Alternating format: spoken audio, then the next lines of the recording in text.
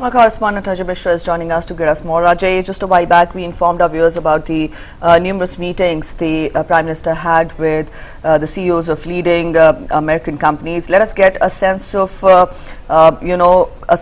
more understanding from you. In a nutshell, how do you evaluate the meetings which the Prime Minister had with these CEOs, different sectors, because, different sectors were in focus. Let us understand more from you. How do we understand the meetings which the Prime Minister had with the CEOs?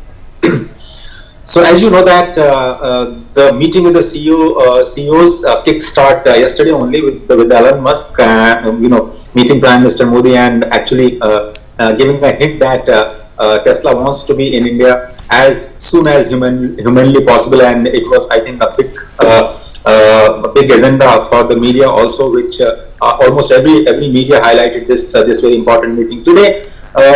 In the very first meeting at the National Science Congress, which was the very first public address of Prime Minister Modi's first day in Washington DC, he actually interacted with several students, both from US and India, and there was also an address by a few companies there. Micron was one of them, and the Micron CEO later on met one-on-one with Prime Minister Modi, and during the interaction at the National Science Congress, Micron said that it is one of the world's largest semiconductor companies making the memories which is being used in mobile phones, in computers, laptops, and the advanced technologies are going to be used in AI, IoT, and machine learning kind of things. And he said that he is partnering with India with almost more than 3,000 workforce in Hyderabad and Mumbai, and is willing to expand. Workforce development is what is going to be the core focus of Micron, as the CEO is willing to invest more and more in the people, in the human resource from India. And he said that semiconductor is very important for the future technologies, and India also understands that India needs a big chip making manufacturing plant back home in India. We understand that there are many companies which are talking to the Indian partners, but Micron, being one of the world's largest semiconductor company, and also a chip maker, memory chip maker, is very important for India's future investment into the emerging technology. That's point number one. Secondly, coming to the other CEOs that the Prime Minister met is very important from the aerospace point of view, because we know that India and US have launched Indus X, which is very important for the strategic and defense partnership, but both countries wants to go for co-production and co-manufacturing of defense related items, and for that I think the startups from both the nations are going to come closer, and we can see some more collaborations in space, in aerospace, and areas linked to the military operations and so on and so forth. So you're right that the science and technology, along with the defense, are going to be a very important milestones as far as the collaborations between the two sides of the industries is concerned. There are many more meetings in the offing, and we believe that the healthcare sector, education sector, going forward, the new emerging technologies along with the defense are going to be the core agenda when the two leaders formally sit together tomorrow to discuss the hard part of this very important state visit. Ajay, looking at a Prime Minister on a mission mode, especially when it comes to attracting US top business honchos to invest in India, especially on an Elon Musk front there, what's been the turnaround that's made Elon Musk change his heart, especially when it comes to looking at India as a manufacturing destination and a hub for future Tesla cars and Starlink?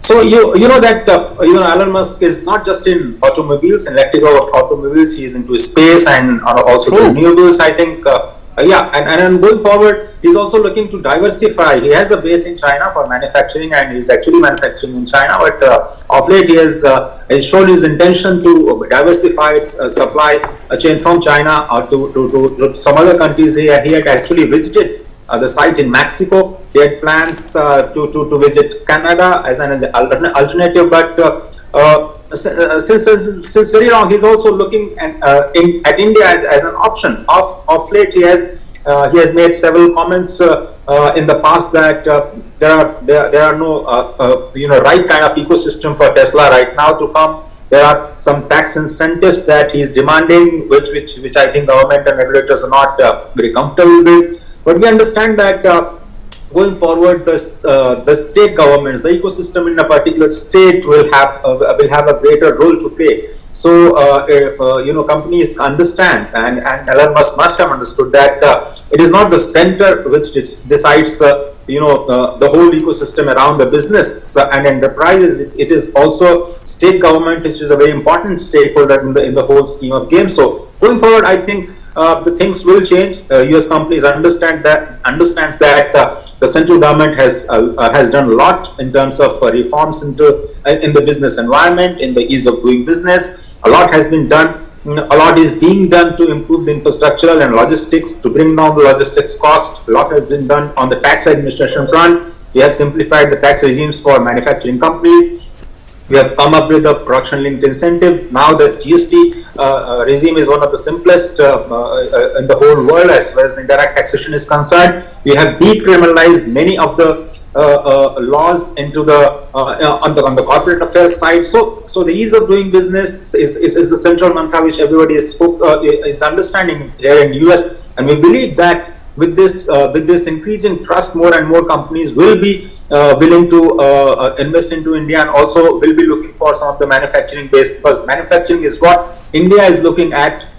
Increasing the share from current 70 to 25% in the next 5-7 years, and that's very important for India also to engage with US companies and make an enabling environment to attract investment from US, which is very important at this point in time.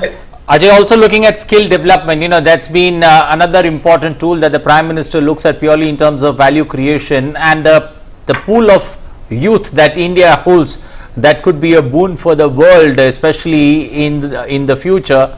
Having said that, how do you see skill development along with this Prime Minister's meeting with CEOs? Put that together for us in terms of taking Indian youth, especially in skill department, forward and making them useful for the world. So the skill development is very important as far as the partnership between US and India is concerned, Anil, because in the very first address of the Prime Minister, he said that India is going to produce 15 million smart workforce in the next few years from now, because we are now focusing on Skill India Mission 4.0, which has been one of the central point of union budget this year around. We are going to skill our workforce in emerging and newer technologies like AI, machine learning, IoT, and blockchain kind of things. Cyber security is one of them. So we understand that the exchange program between the students, between the US and India, the mutual recognition of skills between India and US is going to be very critical, and that's where the National Science Foundation and its missions, along with the Department of Biotechnology, Department of I&D, and the Department of Defense is going to be very critical. This kind of collaboration in the skill development is very, very critical for both the nations. But one of the tedious process of H1B visa is a core concern for Indians, and we understand that out of 4,42,000 H1B visa, India consumes almost 73% and every year there is a quota. I think 65,000 H1B visa is available to Indian companies, US companies and Indian companies working in US for the foreign skilled workforce, and only 20,000 odd visas for the workers of the advanced stage. So that's a limited number. I think there will be some announcement on H1B visa policy from the US side, as we understand this is very important for skill development and skill reorientation and the exchange program. Prime Minister gave an interesting idea of exchange program of teachers between the two countries. All right. He invited teachers from US to come during the winter season to India and actually share the knowledge base. So it's a very important factor that we have. Well, Ajay, thank you. Appreciate your joining us this morning on Breakfast News. A detailed understanding there for our viewers.